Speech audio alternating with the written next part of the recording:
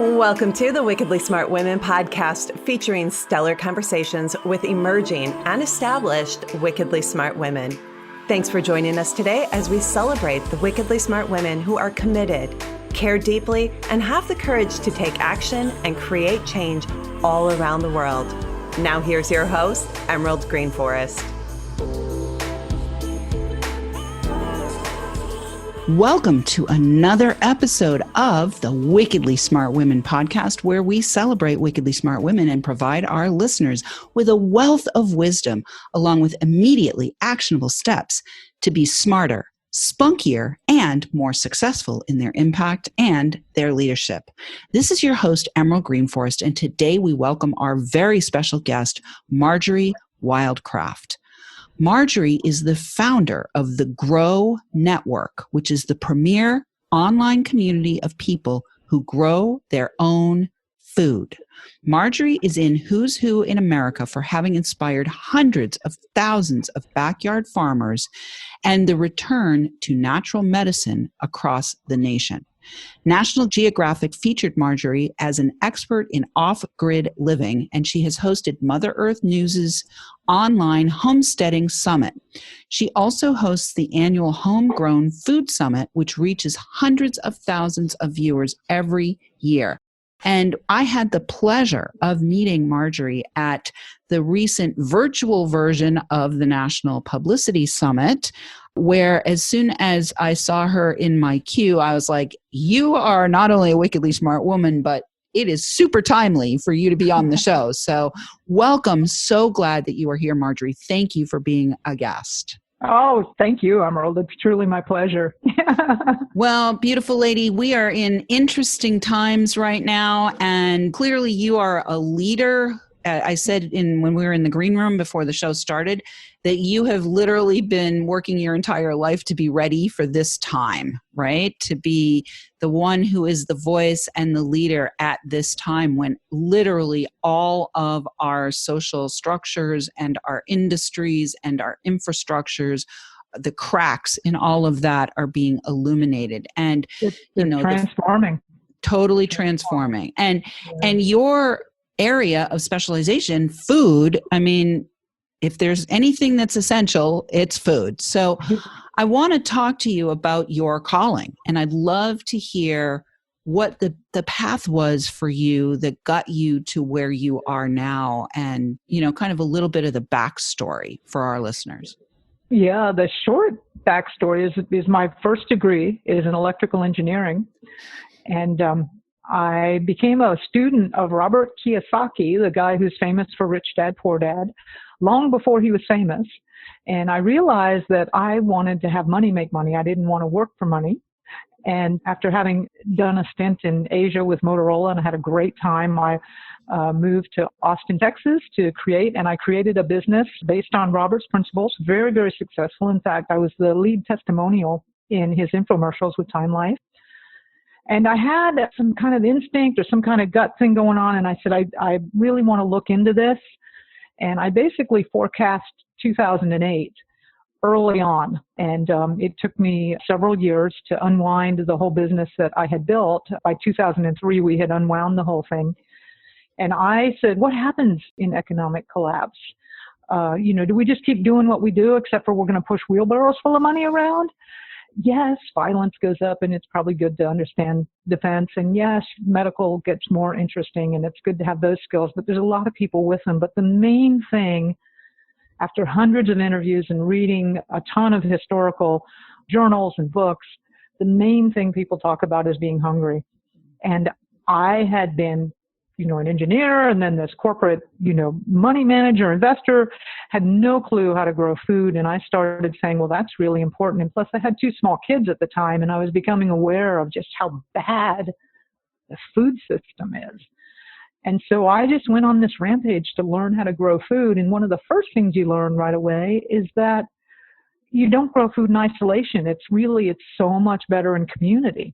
One thing led to another. I ended up creating the Grow Network. 2008 happened, which was like a really bad deja vu. Like all the talking heads were saying everything I thought they did. And I totally underestimated the ability of the U.S. government to print an extra $1 trillion a year and keep us afloat for another decade. But, really, in hindsight, thank God they did, right? We've gotten an extra decade. And I started building the Grow Network and finding other people.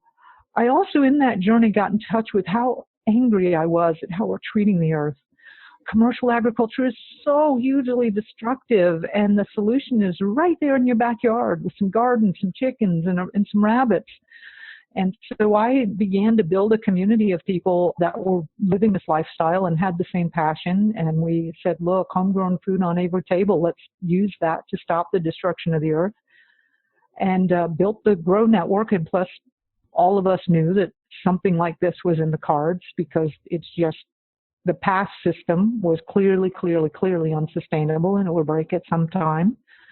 And so we said we want to be there to serve when it does, because this is going to be hugely important. So we spent the last decade building basically a pathway for people who know nothing to be able to learn how to grow at least half of their own food in their backyard, or who know nothing to be able to treat about the 12 most common ailments that come up in the family just using plants and things that they have around. So that's the short story. Beautiful. Well, the first thing I really want to do, Marjory, is thank you. I want to honor you. I want to thank you. I want to appreciate you for not only listening to your own knowing and acting on it, but really stepping into such a powerful leadership role, because, you could have been a person who said, wow, I need to grow my own food, and isolated yourself, right? But you actually stepped in and took your calling very seriously and created something that serves multiple people and that will likely live on even beyond yourself. So I'm really inspired at your leadership. And I want to talk to you next about letting go of what no longer serves, because I think that at the core of this conversation, that's really what we're talking about. And it, was demonstrated in you letting go of your business back in 2003 and starting to unwind it. And it was demonstrated, in 2008 when everything started to fall apart, but then got propped up again, right? But now we're in a place where there's almost being forced to let go of what no longer serves. So I'd love to have you talk a little bit about how that was personally for you, what that process was like personally for you, and where you see in our food dependency, in our commercial food dependency, we need to let go so that we can open up the space to actually be able to be self-sustaining. Yeah, thank you for asking. So when I first got into this, I really was panicked. In 2003, when I saw what could potentially happen and how interconnected the global economy is. And, I'm pretty smart with money, and I understand, combined mortgage-backed securities and how they're sliced and diced and how they're tied into retirement funds and banking and insurance. And that when one thing goes, which is what we're really knee deep into here, and it's unfolding now. There's nothing, they can't stop it. It's going to completely crash the entire global economy. And I completely freaked out because I had no skills. And I knew the average grocery store only has about a 3 or 4 day supply of food. And it looks like an abundance, but really those semi-trucks have to be beep, beep, beep every morning unloading. And so I knew the incredible vulnerability of the system, and I was shaken to my core. And, that really spurred me on to learn how to grow food and then learn how do you distill that down to somebody so that they can get it so much more faster than I did. The real beautiful thing about the journey is, though, it heals you. It heals you on the physical level. I had very severe allergies, and I had some other physical ailments that are completely gone now. It heals you on an emotional level. I can't tell you, the whole fear is gone. It really is gone. It heals you on a spiritual level as you really begin to connect in with the earth and earth energies. So growing your own food is just an amazing journey. So I have no problem being in a survival preparedness crowd of people because I know where it leads to, and it leads to a beautiful thing. in the New Age community, they say, oh, we want to heal our root chakra, and they do the Om and they do the squats. I'm like, no. Grow a garden. That will heal your root chakra. I love it. And let go of your dependence on the money system that's falling apart. At the same time, that will heal your root chakra too, right? But the thing that I love about, yes, this whole thing is collapsing, and it needs to. And who knows, whatever this pandemic is all about, it's clearly not about a lethal virus, but it's a planned deconstruction of the economy. And I believe that ultimately it's leading to a new government. And, there's a lot of conversations about that being a lot more tyranny and a lot more surveillance, and that's probably true. But I'm also very, very hopeful, because the last government, quite frankly, sucked. We're destroying the planet. It had so many special interest groups, our food supply, our medicine systems, they're all corrupt to the core. But the other real great, so I'm very hopeful that whatever comes in has some more intelligence to it. I don't know. We'll all have to see. That'll be a conversation we could have next year or the year after. But the real saving grace of this entire thing is you can provide for your own basic needs without a multinational, industrial, military, governmental complex. We can still source directly from the earth. We can still feed ourselves. We can still nourish ourselves. And quite frankly, the collapse of the existing medical and food systems brings tremendous opportunity.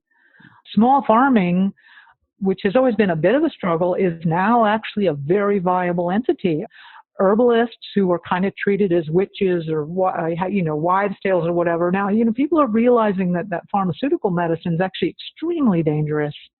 That's actually a whole viable journey for somebody, is to become an herbalist or to grow the medicines or to make the medicines or to become a seed distributor or to become a cottage industry for food preservation or again, distribution. I mean, we have got to reinvent completely the food supply and the medical supply. And there is tremendous, tremendous opportunity in the changes that we're undergoing. And I think also for people to really align with something that they want to do from their heart.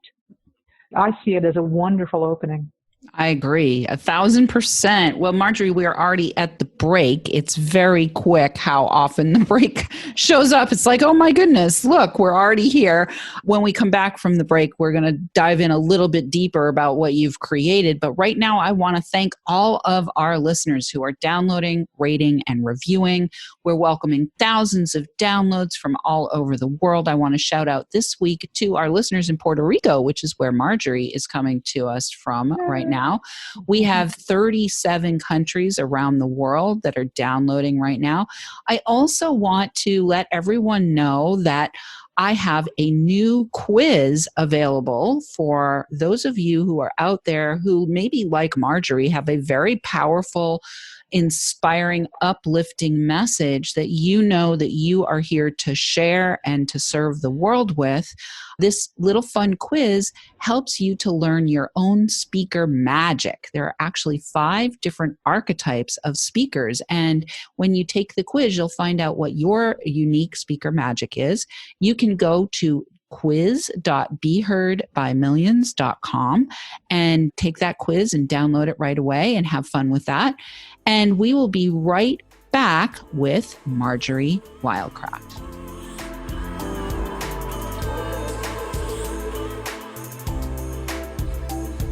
The Wickedly Smart Women podcast is brought to you by the Creative Age Consulting Group. Women, are you ready for a big revenue breakthrough so you can stop working like a man and being paid like a woman? Are you ready to take the leap and go deep to claim your value and convert your wisdom to wealth? Is now the time to fulfill your mission and change the world? Creative Age Consulting Group is hired by women just like you who want to break through to their brilliance and be heard by millions while building a sustainable business model that makes bank. Please visit apply.wealthylifemethod.com to apply for an invitation-only consultation. If you have been inspired to receive support in welcoming wealth by making your most heartfelt contribution to the world, be sure to apply for a consultation today. Once again, that is apply.wealthylifemethod.com or click in the link in the show notes to access the application.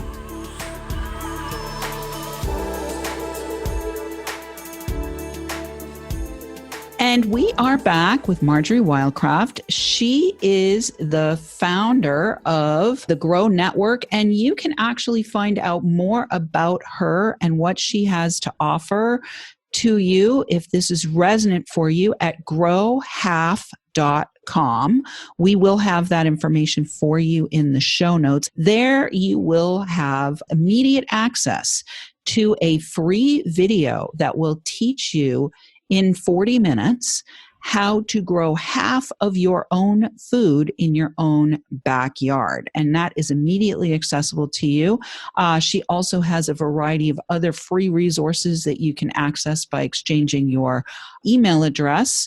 And Marjory, I want to talk now about creation, because leaders like you know how to channel their creative energy. So I'd love to hear a little bit more of the storyline of between 2003, when you were starting to self-educate, and now where you have grown the Grow Network.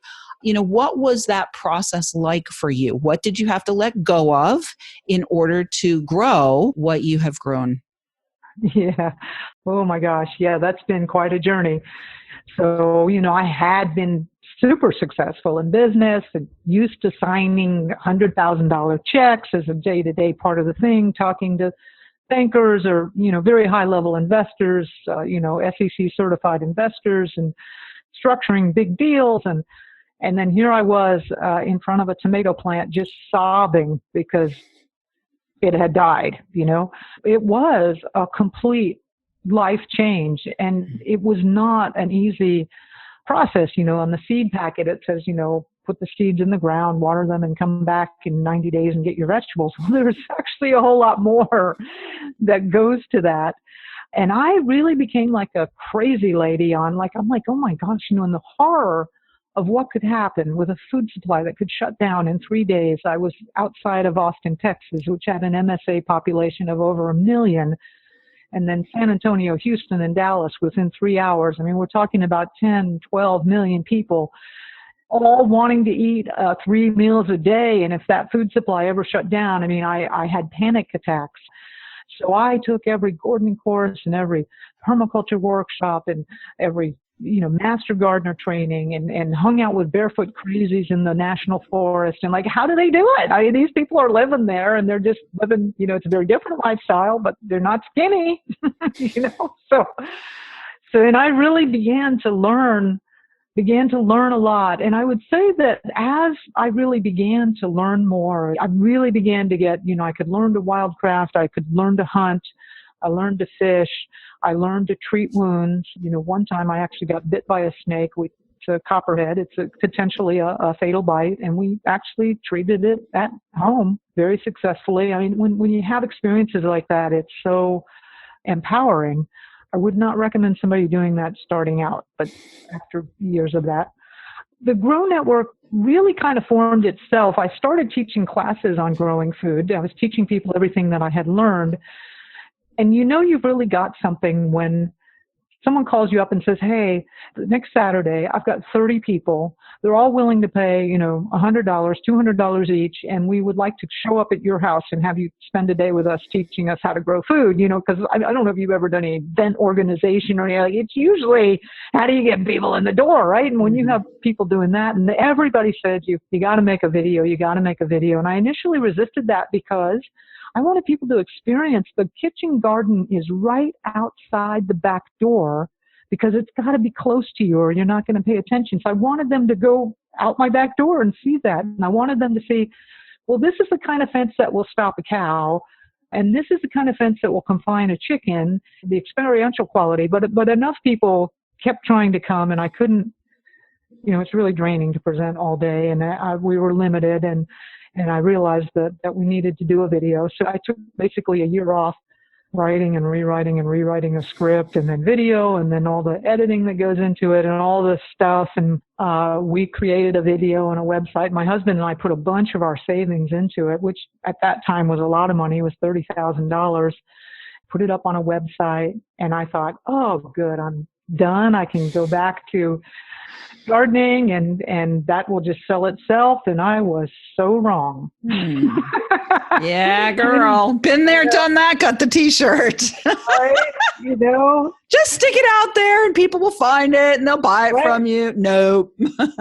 The other thing is I found out that, when we had legitimately sold about 1,000 of them, they said, oh, by the way, do you know it's available online for free? And I said, no. Go to the torrent sites, and there had been 500,000 illegal downloads. That was back when they kept counters. And I could tell it was true because of the just hundreds and thousands of comments and about very specifics. And anyway, it was a great thing to have created a video that went viral. But I really also realized I wanted more community and that these skills really you need to bring them back. And so that's what really the genesis of the Grow Network. And then I really began to get back into much more of a business focus. Of course, my kids by now are like, 10 and 12. And when you're not breastfeeding, you get your brains back, Sometimes. And so, then I started to really say, okay, well, wow, this is kind of cool. My old business acumen and my stuff is coming together here. And then I really began to build. And I said, I want to build an organization. I see that when this collapse happens, it's going to be long-term. It's going to be sustained for probably a generation, maybe or two. So I want to build an organization and the resources that will last a century. To help humanity, because I see this next century as being extraordinarily interesting.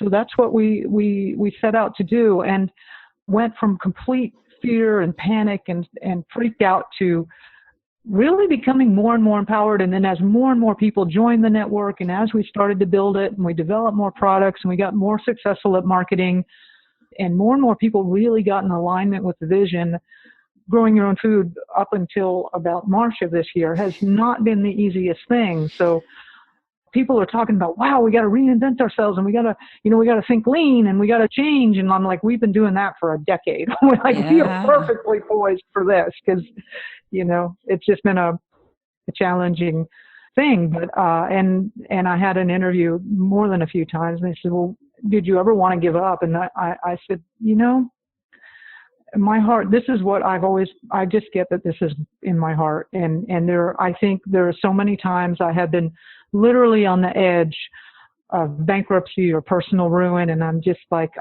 this is what I'm going to do. I'm just going to do this. Yeah. You can't not do it. It's one of those things Exactly. You can't not do. Yeah. I feel you there. The universe just always managed to Provide. Beautiful. Well, I was going to ask you about valuing your vision, which is exactly what you just talked about. But I think what I want to do is go a little bit deeper into valuing your vision, because I believe that that's something that wickedly smart women do as well. And you already talked a little bit about that, but I want to actually, with my last question here, ask you about valuing your prophetic vision, because there's a difference. When I'm talking about leadership, I'm talking about, you got a vision for something that you're going to create. You're going to be dedicated to it. You're going to put your whole heart into it. You're going to keep going like you just talked about. There's a little bit of a difference between that and valuing your prophetic vision, because in your case, you've really underscored it more than once that you actually have vision of what is to come, and you have created everything that you have created in response to your seeing. So I'd love to have you, as we close, just talk a little bit about that piece. Yeah, it's like the first time when I closed the real estate business, and all of my investors there were a lot of them that were really pissed off because I'd been making them a lot of money. And I said, look, this is going to end and I'm closing it up and I'm not playing anymore. And I really don't want to use my life force to make money anymore. And it was gnarly. And I had to go and do a whole bunch of research to prove to them what my gut was telling me. And then of course, later on, they all thanked me. And now, this is unfolding. I have a funny story with I have a book project, and my publisher, I have the biggest badass woman in Manhattan who's in the health and fitness space for my literary agent. And I kept telling them, I want a book. My book is going to be transforming the definition of wealth from financial assets to health and family and community and meaningful relationships and meaningful work, and all of that you can grow in a backyard. And I said, it's going to be a New York Times bestseller. And they were like, Marjory, you've got a gardening book. It's a good book, but it's a gardening book. It's never going to be a New York Times bestseller. And I said, yes, it is. And so they were waiting for the proposal. And I said, not time, not time. And then in January, I said, February, it's like, it's time. Let's release it. And then by the time they got it in front of the publishers, and it was so funny because, people in Manhattan, they live in a bubble, right? They really have totally. Bubble. And so the literary agent who had, told me, this is never going to be a New York Times bestseller. She goes privately, she goes, hey, Marjory, I started garden. Do you know where I could buy some seeds? They're all out of stock right now. So yeah, it is something to really trust your gut and see what you see and live by that truth. And even sometimes if it takes years, I don't know what the magic is about that, but I really have trusted that and it has always worked. And sometimes it's not immediate, but I just know. And I really want to encourage, especially other women. I think we're a little better at this, to do that, and maybe do it in small ways of like, when you answer before the phone rings, who do you think it is? Or, develop it to where you can do it. And really the universe usually, I've never had it let me down yet. So I love it. Beautiful. Well, thank you so much, Marjory. I am so delighted that you were on the show. You're probably one of the ones that I will have back again at some point in the future, just because of the level of integrity that you bring, the level of self-reliance that you bring, on your own intuition, as well as the level of self-reliance in the fact of being able to grow half of your own food in the backyard. I just really appreciate you coming and being on the show. It's been such a pleasure. And listeners, we love feedback. Please let us know what you thought of today's show, or send in questions or guest suggestions to listeners. Yeah, please do. To listeners at wickedlysmartwomen.com. We might even give you a shout out on the show. Be sure to go to growhalf.com. Watch the free video. Download the resources. Give Marjory your email address for that. Get into the Grow Network if you too are aware. Like, now you're aware. There is a challenge potentially in your own life around feeding yourself. Now is the time to begin to address that. Now you are aware.